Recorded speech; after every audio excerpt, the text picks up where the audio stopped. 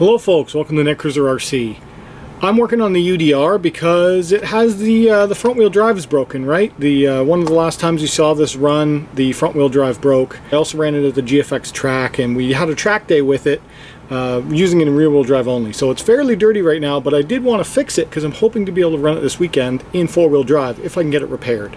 So I did order what I thought broke and I've been investigating, so let me show you what's actually smashed up in this thing.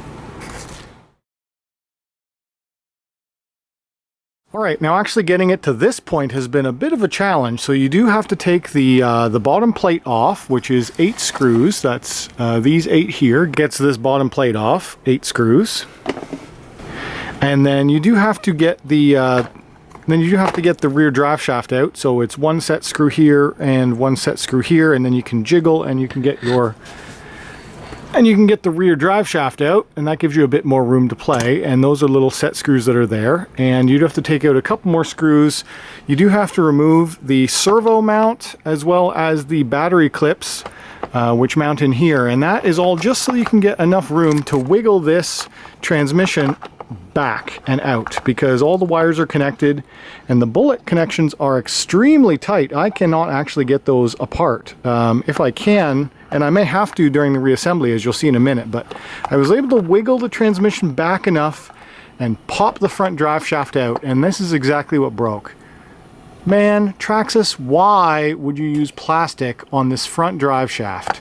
All the rest of it is metal. This is metal to a metal shaft to a metal shaft. That's all good.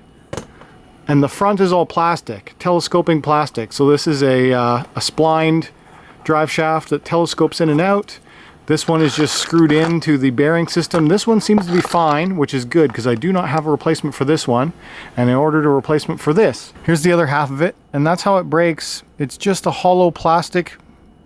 Man, for how heavy this thing is and how much abuse it takes, I do not appreciate that they used a plastic part. But I do appreciate Jenny's RC because they do part outs. For a couple of bucks, I was able to get this front drive shaft assembly. Just note that if you do buy it from them, look at what you get.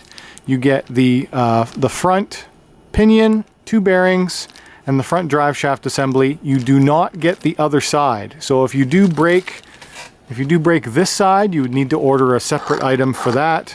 For me, it seems fine. All I'm going to have to do is remove this gear, because this is just in here with a set screw. I'm going to put it in, and you have to very carefully, you take your front wheel off so you can look through here.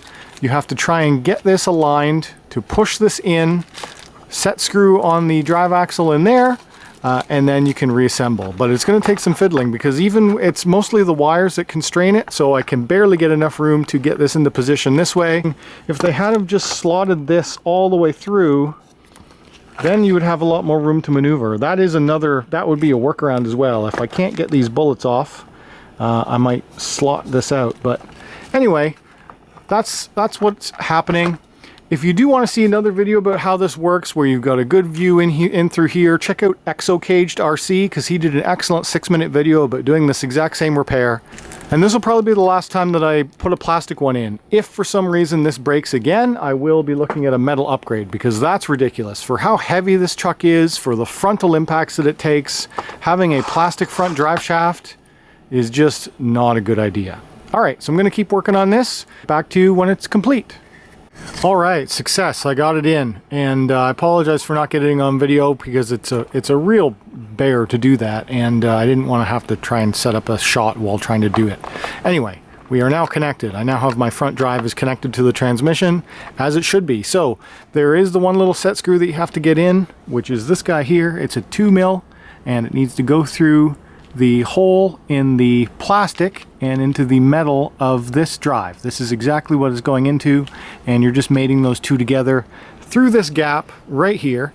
And then you've got the actual splined input drive is set far enough back in here where you can adjust the transmission and get it pivoted down in, slide it back into place, and now I'm just on reassembly.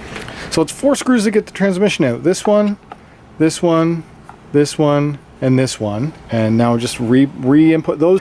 The 2 that hold the servo in, the 4 that hold the battery strap in, and then the cover. And as well as the rear drive shaft needs to be reassembled with these 2 set screws. and then we're back in business.